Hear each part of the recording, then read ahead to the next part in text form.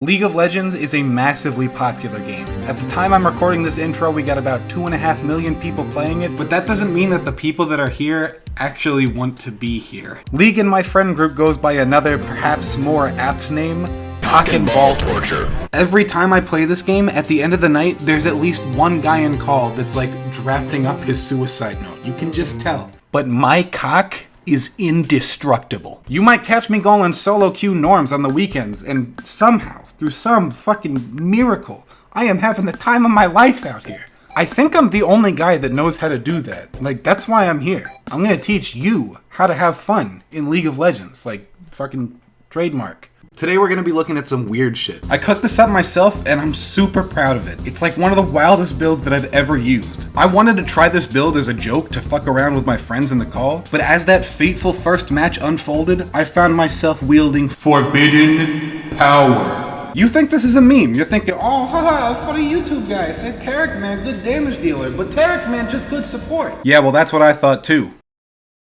And then Taric fucked my wife. As of right now, I have played 9 games of Taric Jungle. My win streak is 9. Every game I play, I feel like a major asset to the team. More often than not, I feel like the main carry. This build should not work, but through some kind of meddling with the laws of nature that is honestly just fully beyond my comprehension, I am here with a Taric Jungle guide that is actually good and is actually fun. So Taric has a kit that's fully centered around putting out defensive utility for his team. He heals, he shields, he blocks. Even his stun has an extra cast off your ADC to help protect them or get them kills. The only problem is to keep his gameplay healthy in the meta, they had to give him these super long cooldowns so you couldn't just spam heals like another very epic character I know about. But blowing one load of heals and running away isn't fun or strong. So Riot gave Taric this weird ass passive where after casting a spell, his next 2 hits come out faster, deal bonus damage, gain armor scaling, grant a charge of heal on hit, and reduce the cooldown of your other spells. That's a lot of things. Alright, hold on though, because we gotta go behind the curtains a little bit here, because I just searched up stock photo overwhelmed old man. They're all just one guy? Can I just ask my viewers to pray for this guy? He's in need. Yeah, it might sound overloaded, but realistically, if you're playing Taric support, chances are in any given fight you're gonna get off like 2 sets of bombs, throw out some tiny heals, and then clean up the fight. And that last step has to do with whether or not your ADC is a complete dipshit, so you're not doing that part. Even if you do get off like a bunch of bonks, your mana costs can get pretty steep if you're not actively conserving your abilities. Plus it usually puts you in a massive amount of danger to get in melee range because Taric can take a really long time before he gets properly tanky with these items in the way. It's all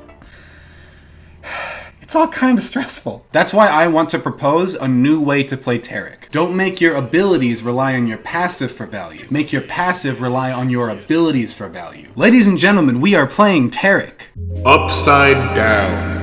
If you adjust your playstyle to be less protecty and more divey, you can put yourself right in the enemy's face and your passive will go off much easier. If you build right, the threat of your damage will make melee range a lot less risky because whoever it is you're fighting with is going to be too embarrassed to hit you back since you fucked their wife. The whole idea is to get more gold than Taric would normally get as a support and invest it in frontlining tools so you can take advantage of all this potential from his kit that Taric misses. Bam, bam, bam, value, value, value! If you pull it off right, the mileage you can get from the kit synergies is fucking bananas. You can tank, you can put out DPS, you can stun, get the dragon, get herald, get turrets, and all this while still healing your team every time you fucking blink. But stop the video now, right? Because I know what you're thinking.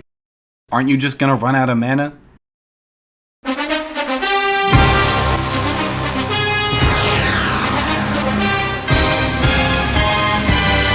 This is the secret right here. This shit is so strong. Like, you probably should look around the room right now and make sure the SWAT team isn't trying to execute you now that I told you about this item. Yeah, it's that kind of strong. Remember how this passive already had like 18 abilities wrapped up in it? Well, now it does damage based on armor and mana. It has a spell blade, an AoE slow, and while I'm at it, fuck it. Here's a bunch of armor and mana stats, which are the exact stats you're looking for, and they're packed into the items that unlock these synergies in the first place. Holy cannoli! These items will make your passive hit like a truck and help you dish it out over and over again like it's nothing. You can refresh it immediately every time you use it because it always gives you 2 charges of heal. Hold on, let me make sure you heard that one. Every time you use passive, you get 2 charges of heal. Heal boop bap, heal boop bap, heal boop bap.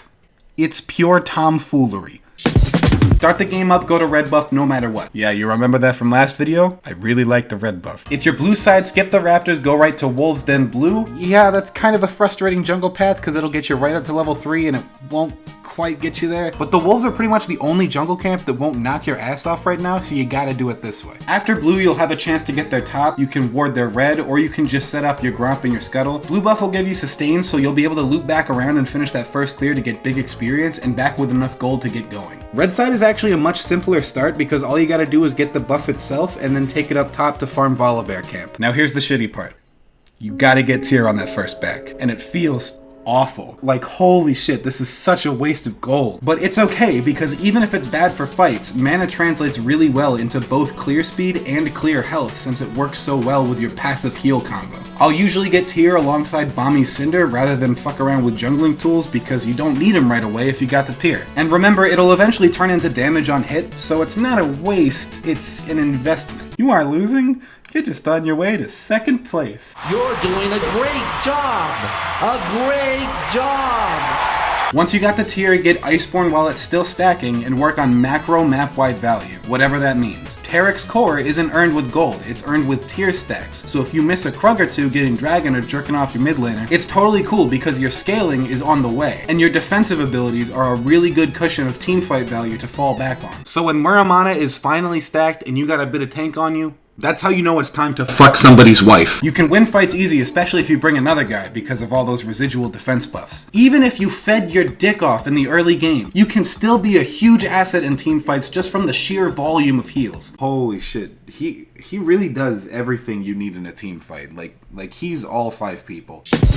You can put all your leftover gold into either tank items or memes. Frozen Heart is a really efficient source of armor and mana, both of which will boost your damage and beef you up at the same time, but sometimes I feel like I need the MR, so I'll get Spirit Visage. Remember all these heals? You picking up what I'm putting down, muchacho? From there, and I swear to you, I'm being fully sincere, I think Bork is the best option. It's got that max health damage thing, you can proc it real easy. It's got lifesteal, so that's even more survivability, and it's got this slow that's actually really good to line up the stun with. But you might prefer a different attack speed item. Wit's End has this amazing passive I learned about 4 seconds ago, and Gwynsu's would probably be pretty hilarious. Wait, isn't Muramana's passive like an on-hit thing? What the fuck have I created? You can just build about any combination of items, honestly. If it makes sense to you, chances are Taric has like a weird synergy with it. If you told me he had lethality scaling on his trinket passive, I would believe you, I think.